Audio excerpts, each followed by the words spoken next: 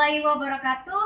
Dan selamat sore teman-teman. Perkenalkan, nama saya Andi Anissa dari Bontang Kita. Di sini saya akan menggali informasi tentang novel yang akan ditulis oleh Kak Usup. Jadi di sini Kak Usup dari Kota Samarinda nih teman-teman. Mungkin kita langsung saja nih gali-gali informasi. Kita panggil langsung Kak Usup, silakan sini. Yeay. Oh Kak. Ya.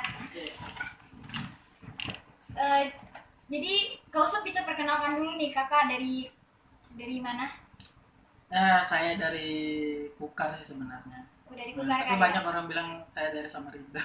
Oke, nggak apa-apa kan kak, katanya yang di Kalimantan Timur. Jadi Iya. di mana aja rumah kita ya kan kak? Iya sama aja. Kalau saya ditutup-tutupin.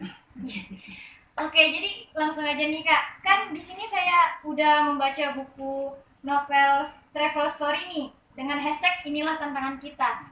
Awal kakak ingin menjadi penulis itu seperti apa sih kak?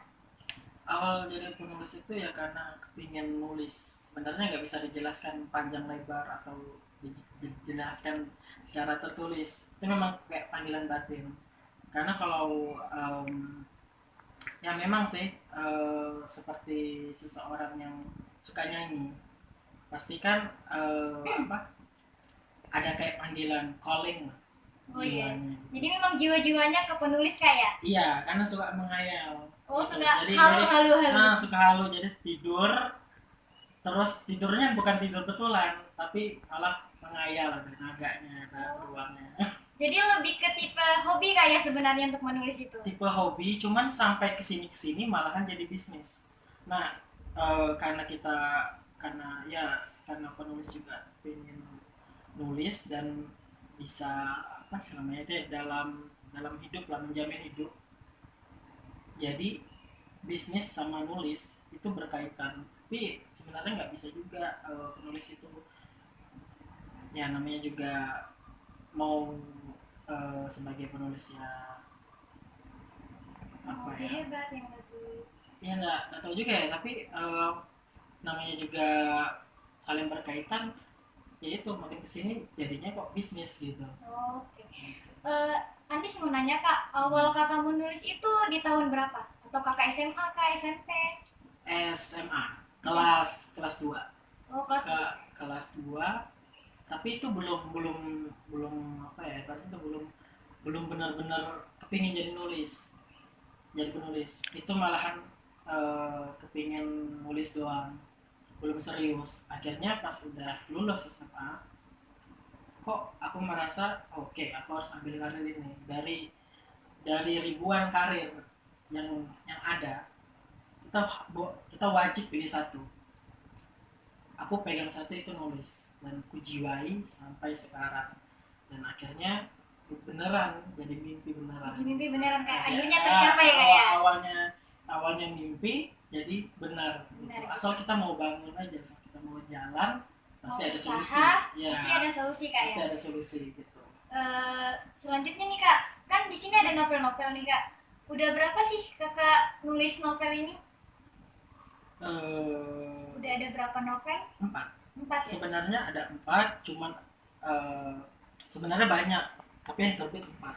Nah, yang baru-baru ini Cerbung, cerita bersambung, judulnya itu Jalan Setapak. Nah, ini yang baru, inilah tantangan kita, itu travel story. Jadi awalnya ini kenapa aku bisa menulis novel ini, itu karena aku suka lihat vlog traveling, kok seru ya kayak gitu, dan ditulis dalam buku. Dan akhirnya aku ambil cuti selama hampir seminggu, dan orang-orang kantorku tuh baik banget ya, kasih cuti. Dan akhirnya terbanglah, beli tiket, waktu itu diskon geledek di tiket.com, akhirnya terbang ke Bali. Nah, demi ingin nulis, tapi juga sekaligus jalan-jalan dan mengenal budaya baru, mengenal ya agama sebagai apa sih namanya, itu kayak mau kepingin tahu gimana sih toleransi mereka di sana. Dan akhirnya aku berhasil ke Kuta, ke Uluwatu, ke Jimbaran, dan masih banyak tempat. Pokoknya di Bali itu tuh banyak sekali tempatnya. Kemudian aku kembali lagi ke Balikpapan, dan akhirnya di Balikpapan aku keliling lagi Itu aku ketemu kerajaan Buddha, dan habis itu keliling mangrove, terus habis itu aku ke Kubar, ke Danau Semayan sama Jembang. Dan akhirnya cerita ini seakan-akan tuh dua pasangan, satu fotografer, satu penulis konten, mereka itu bertukar tempat Jadi dan berkolaborasi kayak. jadi yang Benny ini dari Kalimantan dibuat tantangan sama Lita, yang Litanya asal Bali, pokoknya kamu harus jalan-jalan ke Bali, Benny itu. Akhirnya Benny-nya ini nih banyak sekali tempat-tempat yang dia harus datangi demi melaksanakan tantangan dari Lipa, sorry. Dan Lipa sendiri diberi tantangan sama Benny, kamu harus ke Balikpapan, kamu harus ke Kutai Barat, ya gitu-gitu. Jadi mereka itu saling, tapi akhirnya mereka bertemu dalam satu pulau. Pulaunya itu namanya Pulau Kemala di tengah laut. Akhirnya disitulah keromantisannya. Dan di situ juga kakak memasukkan nih ide atau tulisannya pada buku kakak ini. Iya, unsur romantis, dan kemudian ada seperti spiritual batin, sama mengajak orang yang baca nih, ayo traveling, dan orang yang di luar sana yang sudah tahu Bali, ayo lihat Kalimantan kayak apa sih. Oh iya, jadi saling Iya. berketertarikan kayak. Iya, dibawa sama karakternya itu gitu. Nah, udah ada belum sih kak respon teman kakak nih yang sudah baca habis itu menanggapi ke kakak? Responnya itu tuh banyak ya, Banyak. tapi Lucunya. kebanyakan lihat mereka suka. Suka ya? Serius. Alhamdulillah. Ya alhamdulillah, cuma mereka sangat jeli sekali lihat salah ketik. Ini yang bikin aku malu. jangan diungkit, tapi diungkit. Akhirnya malu sendiri. Akhirnya tapi down kan, bikin penulis down. Jadi kayaknya aku nih mau penulis ecek-ecek katanya, atau penulis memang nggak berpengalaman, nggak suka baca buku orang. Tapi namanya kita sudah memilih karir ini, kita harus siap namanya itu tuh diprotes, dihina, atau dipuji. Tapi kita nggak boleh, kalau dipuji nggak boleh terbang, dihina nggak boleh jatuh, tetap stabil gitu. supaya ada sesuatu yang bermakna dalam hidup kita sebenarnya. Ya kan, jadi bisa juga nih kak, tanggapan dari mereka itu membuat kakak belajar lagi dari kesalahan kakak. Iya. Bisa juga. Karena namanya juga mereka juga nggak apa-apa menghina atau mencaci maki, atau itu hak mereka. Karena kalau nggak begitu kan, nanti kitanya malah sombong terus gitu kan. Iya. Oke, jadi Andis mau nanya nih kak, kan selama kakak menulis novel kakak sendiri tuh, ada nggak kesusahan kakak dalam menulis novel ini? Kayak misalnya kakak nih kekurangan ide, terus yang kakak lakukan tuh apa sih? Biasanya kan kalau udah kekurangan ide, habis itu kita down, nggak mau nulis lagi kan. Habis itu kalau sudah kekurangan ide, pusing, stres, down, gimana sih kan? Dengerin musik. Ya, dengerin musik indie folk. Tahu kan indie folk atau indie vibes? Nah itu kan musiknya itu tuh klasik dan benar-benar dimainkan sama musisi asli, bukan musik buatan kayak DJ atau remix itu enggak, yang benar-benar. Jadi seakan-akan tuh kalau dengerin musiknya mereka itu kayaknya tuh nyentuh dan ceria, nggak ada sedih-sedihnya kita, jadi ada semangatnya. Nah habis dengerin itu, ide itu muncul. Kalau enggak nonton film, muncul sendiri kayak. Nah kita curi Curcol kayaknya, curi kesempatan. Curi kesempatan dari film orang. Oh ternyata harus begini. Oh ternyata kalau kita nonton film sinetron sama film itu berbeda jauh. Sinetron bakalan memberikan masukan kayak gitu. Tapi kalau film itu memberikan masukan. Entah kenapa, entah ngerti juga. Memang begitu. Karena kalau sinetron itu kan terlalu lebay atau apa. Tapi kalau film itu tuh lebih apa ya, lebih dapat aja gitu. Imajinatifnya lebih dapat. Gitu. Nah selama kakak menulis keempat novel ini yang sudah terbit, rasa yang kakak rasakan sekarang ini apa? Bangga atau mau berterima kasih kepada dukungan teman-teman atau orang tua juga? Bangga sih ya, cuman aku nggak ngerti juga ya. Kalau ditanya seperti itu, pasti jawabanku nggak tahu. Itu jawabannya pasti kayak nggak tahu.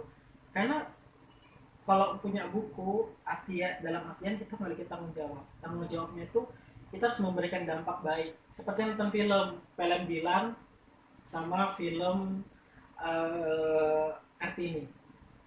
Kan kalau nonton Bilan, anak-anak muda itu pasti larinya ke romantis. Akhirnya ya ada pikiran yang negatif, bisa juga terjadi, tapi tergantung orang juga sih. Tapi kalau film Kartini kayaknya memberikan sejarah. Akhirnya menerbitkan buku kan salah satu kebanggaanku Kak. Kan di sana banyak sekali penulis-penulis kadang ya sudah mau terbitkan tetapi nggak terbit ditolak. Ya itu makanya. Nah ini mungkin salah satu kunci ya. Aku juga sama seperti mereka, nggak pernah diterima penerbit sebenarnya, masih ditolak karena penerbit itu dua macam yang dilihat. Pertama, buku ini apakah, namanya juga perusahaan kepengen untung kan, apakah buku ini menarik market. Kedua, penulisnya sudah dikenal belum. Nah ini dua masalah. Mereka nggak terlalu lihat ceritanya bagus atau enggak. Banyak naskah yang tidak baik tapi editornya hebat, diubah lagi karena yang punya itu artis. Contohnya Nikita Mirzani nulis, dia nulis apa, cerita dia sehari-hari menarik kan enggak, tapi karena dia artis dan penerbit lihat oh banyak fansnya, akhirnya diterima dia gitu. Tapi kalau orang-orang yang dari kampung atau seperti aku yang baru nulis, tuh kerja kerasnya harus benar-benar ekstra. Jadi butuh proses semuanya. Ya butuh proses. Nah kita harus menyukai proses, itu penting dalam hidup itu. Kalau kita nggak suka dalam proses, berarti kita nggak menikmati hidup, nggak menikmati. Dari proses itu memperkaya diri gitu, memperbanyak, memperluas hidup gitu. Kita tahu yang mana yang kita pegang, yang mana kita harus pegang. Panutan kakak siapa sih penulis? Panutan besar. Kalau saya kan jujur nih suka banget. Panutanmu siapa? Kak Fiersa Besari. Karena suka banget tuh novelnya dari udah seniman gitu kan, udah lagu terus dibuatkan novel. Terus ganteng. Iya ganteng juga, alhamdulillah, pecinta alam juga. Jadi ya kalau aku tuh terus terang aku suka Kirana Kejora. Nah buku pertama yang aku pelajari sebenarnya itu dia sama penulis indie, dia sama nggak ada, dia berjuang juga gimana masuk penerbit, tapi karena dia bekerja di salah satu perusahaan, nggak tahu sih kayak apa ceritanya, tapi dia bisa mengumpulkan duit 30 juta. Akhirnya dia menerbitkan sebanyak 1000 eksemplar dan dia bawa bukunya sendiri ke ke distributor. Dia tawarkan boleh nggak ini saya ikut distributor untuk dijual seluruh Gramedia. Nah tapi kan itu harus punya modal besar, sedangkan yang tidak punya modal gimana nih bisa jadi penulis. Nah jualan online kan banyak sekarang, indie publishing seperti banyak pokoknya di internet. Kayak indie publishing itu sekarang bermunculan. Nah kan ada, kita nggak usah lagi repot cetak, e-book pun bisa jadi gitu. Jadi kakak jualan online kayak? Iya, jadi aku pakai dua jalur, cetak dan e-book. Dan e-book itu kan jual di Playbook Google, dan sementara cetaknya kita jual online. Tapi tergantung pembaca mau cetak e-book, makanya kita harus tanya dulu. Makanya aku bilang riset market penting sekali gitu. Jadi berawal dari panutan kakak bisa meraih sendiri ya? Iya, meraih sendiri. Terus yang kedua Anggun Cipta Sasmi. Kenapa aku suka dia? Karena kebanyakan cewek kayaknya. Iya, nggak tahu ya kenapa ya. Karena Anggun ini kok nulis kata-kata di lagu-lagu dia lebih masuk aja. Bukan seperti kata-kata biasa gitu. Contohnya dia lagu nulis Sona On The Sahara yang single pertama lagu internasional, itu nggak ada yang bisa, belum ada kayaknya yang kayak dia di Indonesia itu. Banyak kan. Gini nih kak, sebelumnya saya sudah mau bertanya sih dari awal, kenapa sih kakak memilih jadi penulis? Kenapa nggak yang lain aja? Kan banyak tuh kalau misalnya kita pintar, misalnya saya nih pintar nyanyi, tetapi saya pintar lebih nyanyi ya? Oh enggak sih kak, udah apa sepintar kok. saya ini pintar nyanyi, tetapi saya lebih milih menjadi menjadi seperti ingin hanya kerja gitu Kak. Saya nggak mau ngambil kesuksesan saya gitu di penyanyi itu. Nah, kenapa Kakak seperti hobi lebih doang iya. berjalan. Nggak tahu, cuman aku emang cita-citanya seperti itu. Aku suka melihat dunia. Memang mimpi aku kalau aku menulis mungkin bisa bawa aku ke banyak tempat. Aku bisa ke Bali, bisa ke Jakarta, bisa ke mana-mana gitu. Mungkin itu mimpi luar biasa, atau ke luar negeri nanti suatu saat. Awalnya tuh kuncinya ini gitu. Mudahan penjualannya bagus. Dari penjualan kita bisa bikin sesuatu yang berharga buat diri kita, mengenal banyak budaya. Makanya penting sekali mempertahankan satu karir.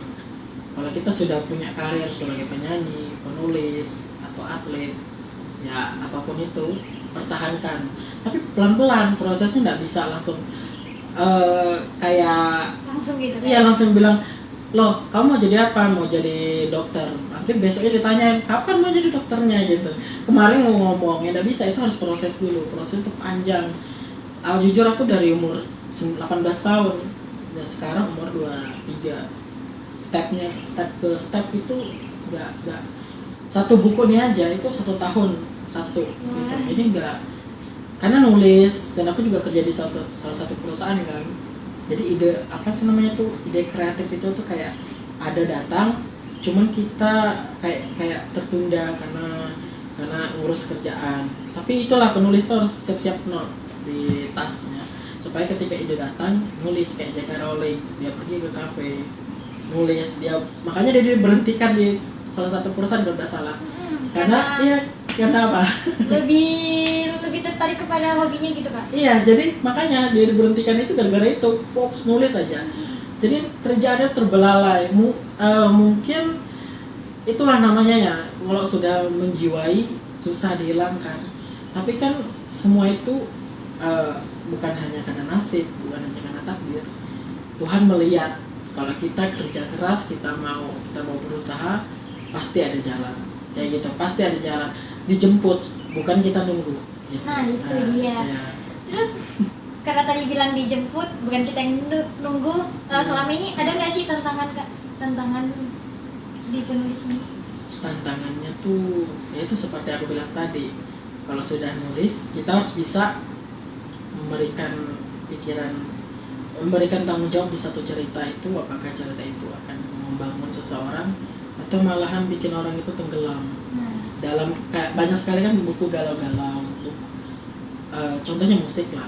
Musik, kalau kita dengerin musiknya Lady Gaga atau musiknya yang baru-baru apa sih namanya itu, musiknya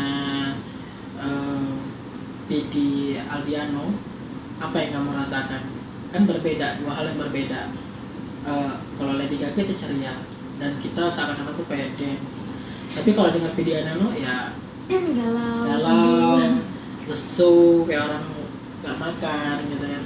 Nah, aku suka dari hal yang ceria gitu, tapi juga bisa menyentuh gitu. Jadi cerita itu tuh benar-benar harus dipikirkan sebelum kamu buat cerita. Harus dipikirkan nih ceritanya apakah bisa memotivasi orang lain atau enggak, sebenarnya travel story. Makanya aku kepingin apa dampaknya aku buat dalam buku Inilah Tantangan Kita itu. Aku ingin kenalkan budaya yang ada di Kalimantan Timur sama di Bali. Orang Kalimantan Timur mungkin belum pernah ke Bali, atau orang Bali ingin kenal Kalimantan Timur, karena kan kita baru aja dianggap sebagai diponis lah ibu kota baru Penajam. Pasti kan banyak orang butuh informasi. Nah, salah satunya novel gitu. Sebenarnya saya sangat bangga nih pada kakak, kan kakak ini masih umur muda tapi udah bisa gitu kan mencapai karir kakak. Bisa nggak Kak buat pada generasi muda nih satu pesan aja buat generasi muda agar dia bisa termotivasi gitu? Jangan suka jalan. Mungkin itu ya, karena kebanyakan tuh anak-anak remaja tuh kan menghabiskan waktu percuma, ngumpul-ngumpul sama temannya, nongkrong. Kalau nggak penting nggak usah, pikirkan aja kamu udah mau jadi apa. Kalau kamu jadi kepingin jadi pemain bulu tangkis, fokus ambil lesnya kalau ada. Kalau ingin jadi penyanyi, ambil kursus gitar. Jangan nyanyi doang, kamu harus bisa ciptakan musik gitu. Itu yang penting gitu. Nah, jadi motivasi besar aku tuh kayak gitu. Jangan menganggap hidup itu mudah. Harus dipikirkan seserius mungkin, sesulit mungkin, tapi tetap aja enjoy gitu. Tetap aja enjoy, jangan menjadi orang malahan mentang-mentang hidup tuh serius jadi sangar kayak hantu. Jadi kita ngejalanin aja gitu kayak apa yang ingin kita capai Iya, gitu. jalani Jangan aja. suka membuang-buang waktu. Jangan suka mau, kan dalam kitab Al-Quran juga disebutkan seperti itu. Ya, kita disuruh tidur lebih awal, malam lebih awal, ya pokoknya gitulah. Ikuti cara Muhammad, Nabi kita. Itu yang penting. Karena kan dia bangun subuh. Bangun subuh itulah ide-ide emas tuh keluar dari situ. Jam 3 sampai jam 5. Nanti tidur sebentar, kalau udah waktunya azan kita lakukan ibadah kalau bisa. Mungkin udah itu aja kayak.